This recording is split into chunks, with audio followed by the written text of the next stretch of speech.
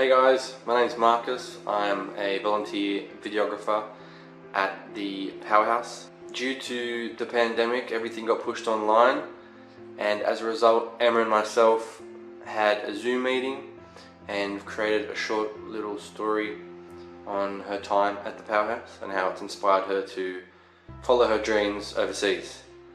I hope you like it. Hi, I'm Emma. I was a visitor services volunteer at the Discovery Center and the Powerhouse Museum in the city. I started off at this Discovery Center in Castle Hill and I was there for 2 years.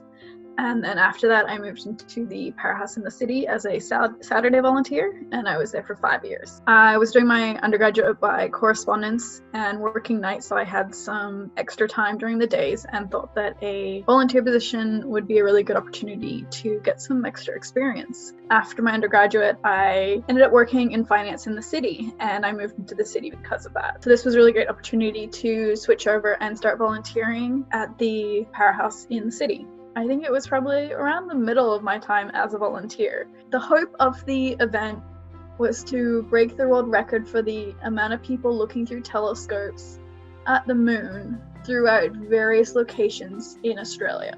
My role was kind of counting people inside the building that wanted to look at the exhibitions. We could only have so many people, so we had to kind of keep an idea of how many people were in those. And then basically just running around and lending a hand wherever I could.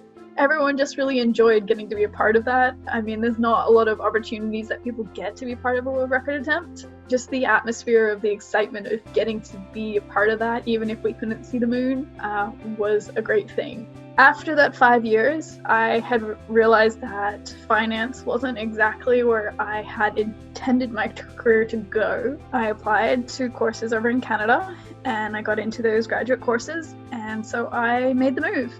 The course was 12 months. It was really great and I had a really great time doing it, and I did lots of internships and stuff attached to it.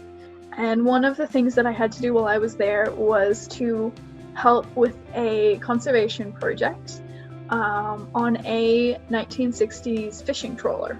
It had some issues in its wheelhouse. It was not watertight after a storm after the winter season as well.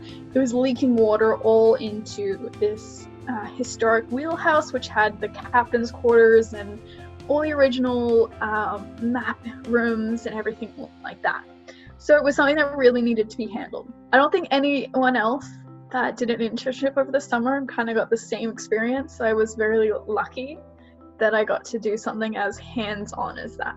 I work in an art gallery now, and my position at the art gallery is the visitor services and membership coordinator. There's about 20,000 students that we give educational programs through each year, so it's always pretty busy. So in the future, I plan to return to Australia, but I would really like to do more collections work. I think working as an intern over the summer, I kind of learned how much I love to protect objects and make sure that they are protected for future generations, and also to research them and share their stories. So that's really an area that I hope that I will get an opportunity to do more of in the future. So as someone who was a volunteer and then has now moved into the industry, not only is volunteering a really great way to gain experience, it's a great way to just meet people who have a similar mindset or interest as yourself.